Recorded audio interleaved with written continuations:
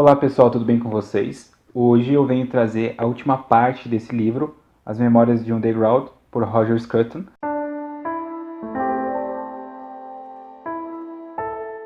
Finalizando esse livro, eu me surpreendi, eu gostei muito da história.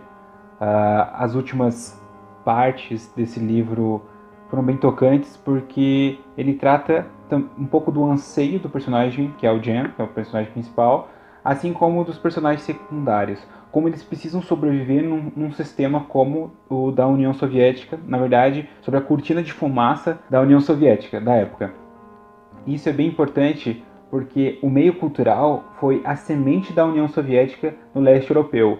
Ou seja, o Jen, que é um dos personagens o personagem principal, que o pai é preso porque tinha uma roda de leitura, essas pessoas que liam os livros indicados pelo pai dele, a mãe dele que é presa no início do livro porque ela estava editando livros para eles, para as pessoas ao redor ali, nada muito extraordinário, algo bem ordinário mesmo, porque a literatura foi suprimida no Estado tcheco. E o que acontece é que ele nasce nesse ambiente onde a mãe é presa, onde o pai já estava preso, morre por algo que o partido mostra como um acidente, onde ele estava na prisão, e a mãe dele presa, ele não sabe mais o que fazer. Resumindo, é o que aconteceu nos últimos dois vídeos, onde ele se apaixona por Betka, ela que leva o mundo cultural para ele, e assim como o seminário também. O seminário onde ele participava, onde tinha os círculos de debate, de palestras, etc., é onde fazia o reavivamento cultural daquele ambiente, pelo menos descrito aqui nessa história. E o final é que ele acaba se apaixonando por Betska e ela também tem uma paixão por ele. Mas ele sabe que no fundo aquela não é a verdadeira Betska. É uma Betska que ele se apaixonou, ele inventou ela.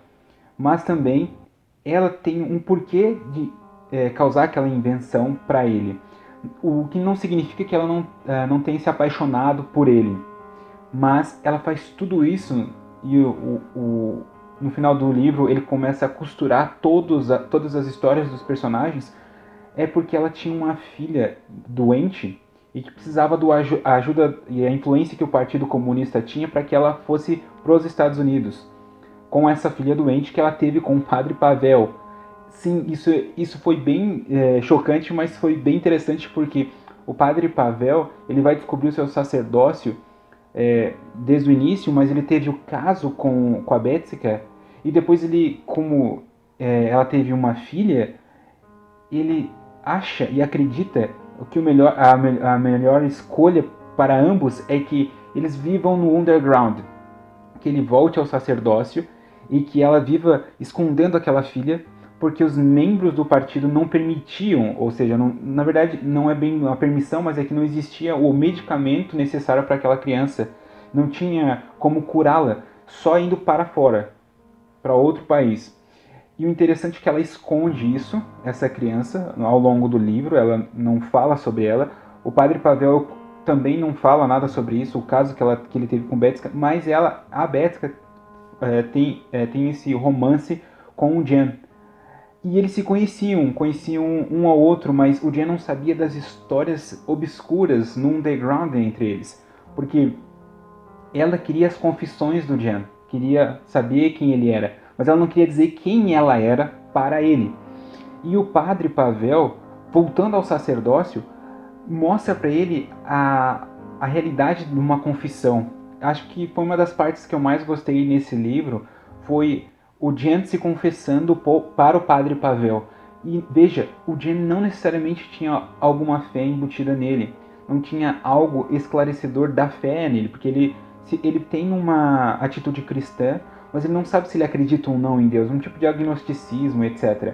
Mas ele entende a importância de uma confissão, a importância que é de confessar-se perante o ser, e também se confessar perante a si mesmo, o seu verdadeiro eu. Tanto é que ele descobre sobre o padre Pavel e a Betska anos mais tarde, mas ele entende que o enredo todo já é uma confissão.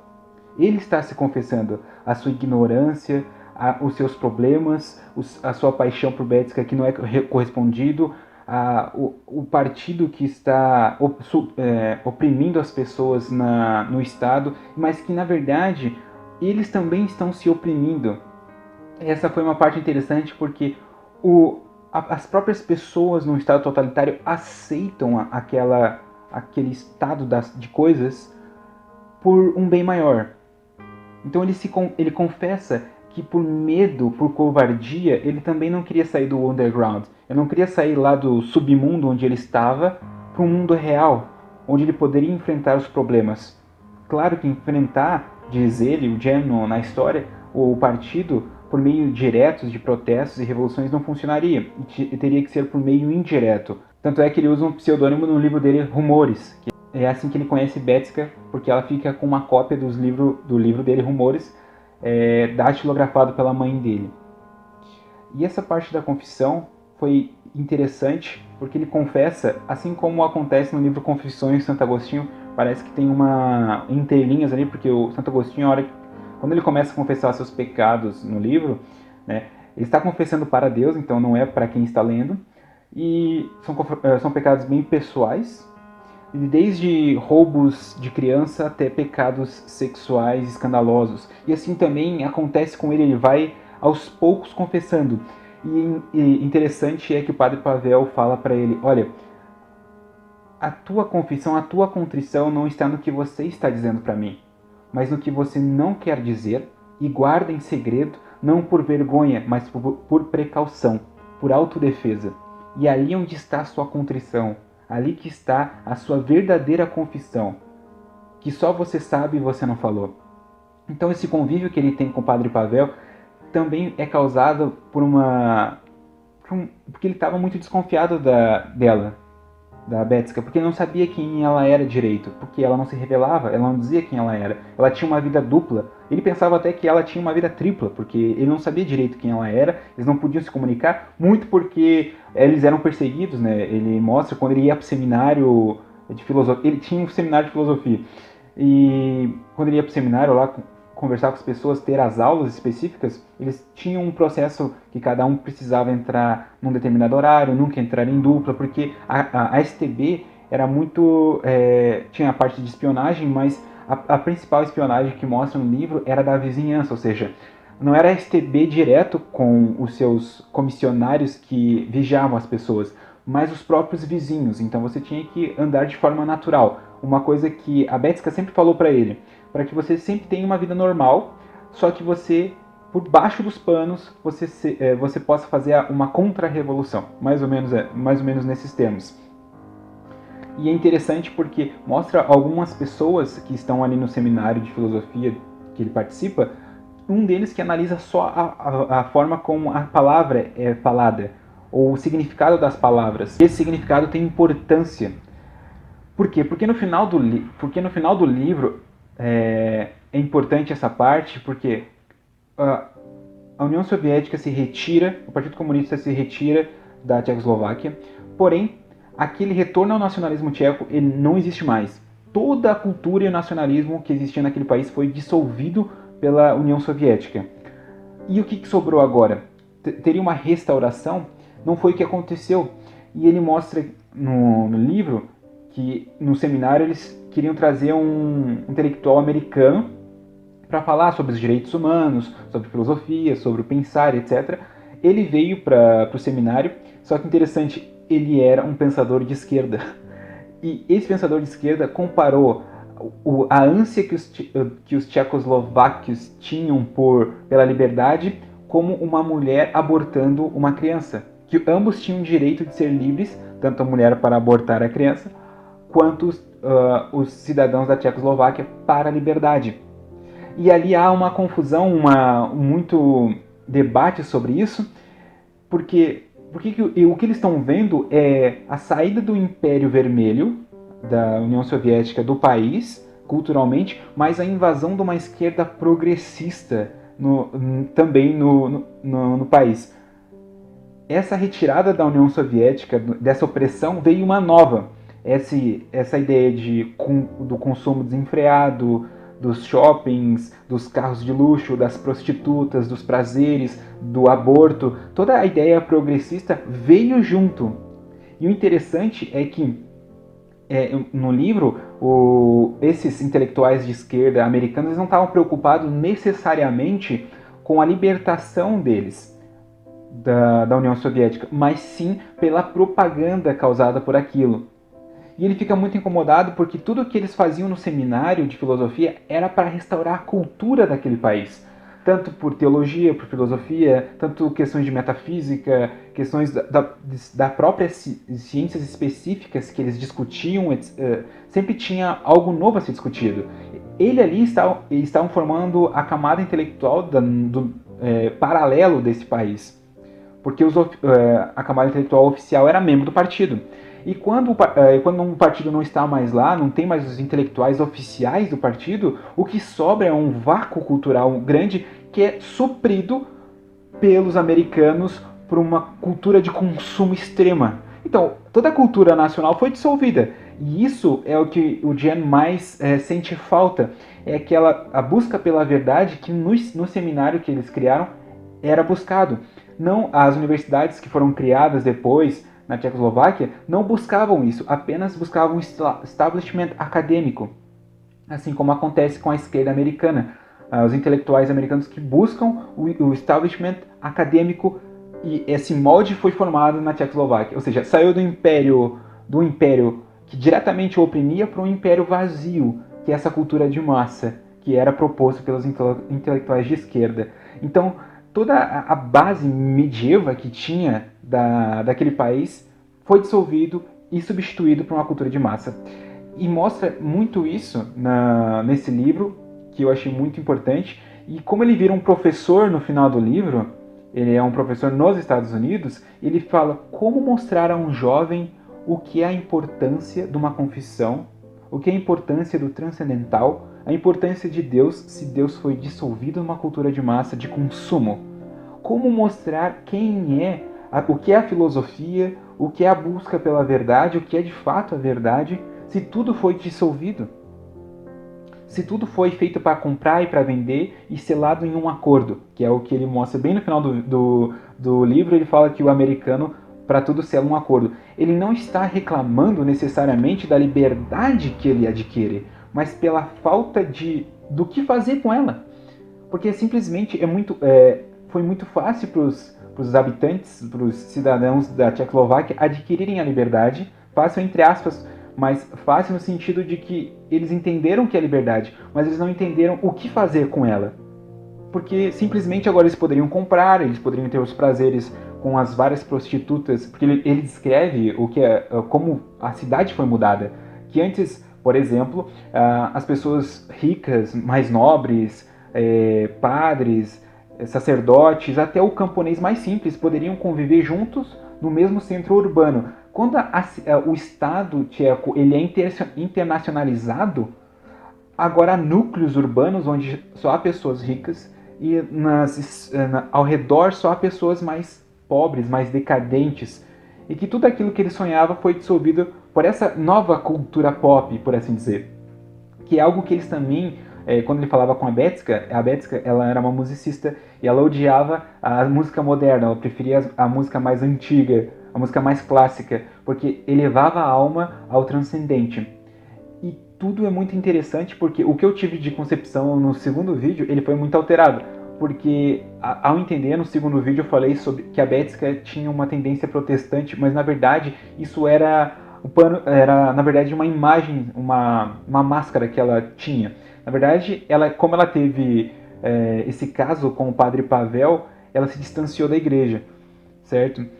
O padre Pavel também tem esse pecado que ele tem, também faz com que ele largue o sacerdócio e depois volte. Mas quando ele volta, ele é perseguido pelo partido. E ele vira um dos padres do underground, por assim dizer, um dos sacerdotes que estão no submundo. Tanto é que ele é um mecânico e nas horas vagas ele está no seminário de filosofia dando aula de teologia. Então, esses casos que acontecem mostram também não apenas personagens que são puros, puramente maus, puramente bons, mas personagens que têm os seus pecados e suas virtudes. Isso é muito interessante pelo que a Betska faz para conseguir com que a filha dela tenha o alcance.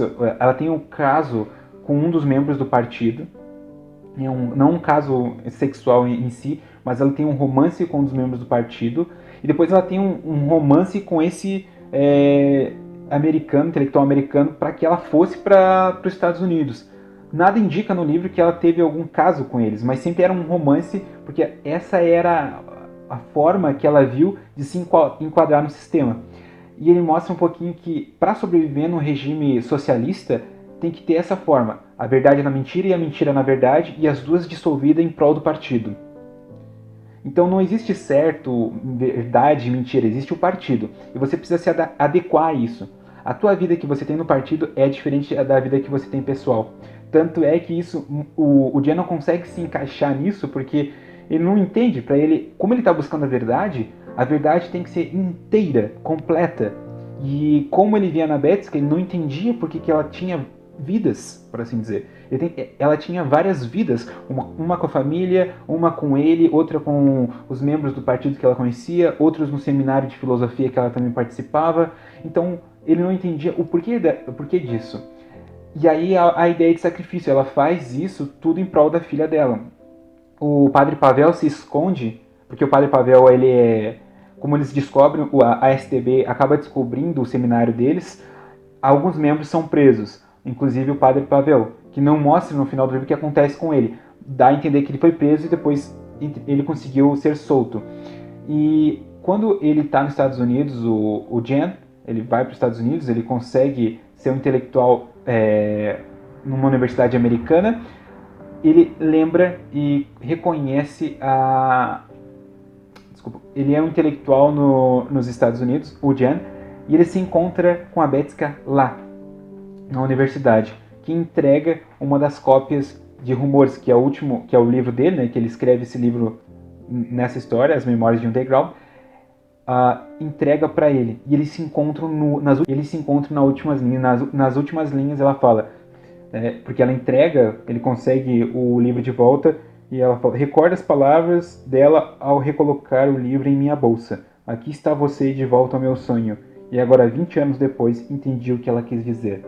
Ou seja, ele entendeu a complexidade não só de quem ela era, mas do próprio eu, que entra num mundo e não faz ideia de como ele é formado, das coisas que nos influenciam.